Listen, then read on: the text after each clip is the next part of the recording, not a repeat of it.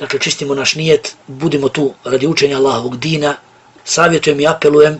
Plašim se za sebe da, potpuno iskreno kažem ono što mislim o gafletu braći i sestara po pitanju učenja i praćenja predavanja, da je došlo vrijeme da čovjek ne može da računa na par pojedinaca koji bi zaista studiozno ili kako bih rekao temeljito, detaljno propratili predavanja, da se možeš nadati da će propratiti to zapisivanjem, da će zaista imati svesku sutra od 10 stranica, 20 stranica, da je to bilo onda kad sam pratio to i da sam zapisao to što nisam znao.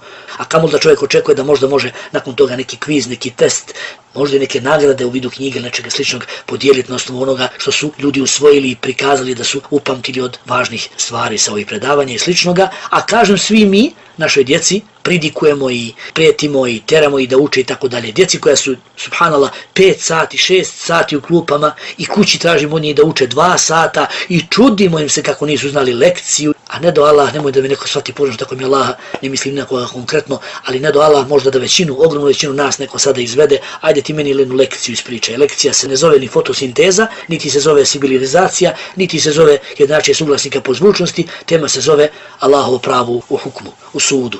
Ili ti, jesi čuo da je Ibn Abbas rekao da je suđenje zakonom mimo Allahovog zakona koje je spomenuto u suri Al-Maide 44 i 45 i slično, da je rečeno da je to ipak samo kufr dune kufr. Šta imaš da kažeš na tu temu?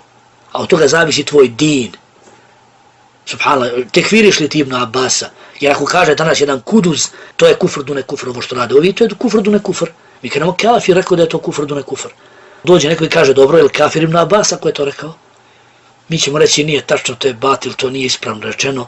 Inšallahu ta'ala, dobra većina nas će reći ne, to je on rekao za sud koji nije potpuni sud, tagutom ispred sebe, tagutskim zakonom u svim stvarima, potpuno zamjenjivanje, uklanjanje šerijata, postavljanja tagutskog zakona za sudiju, nego je to u perifernim pitanjima, reći ćemo možda, jeli?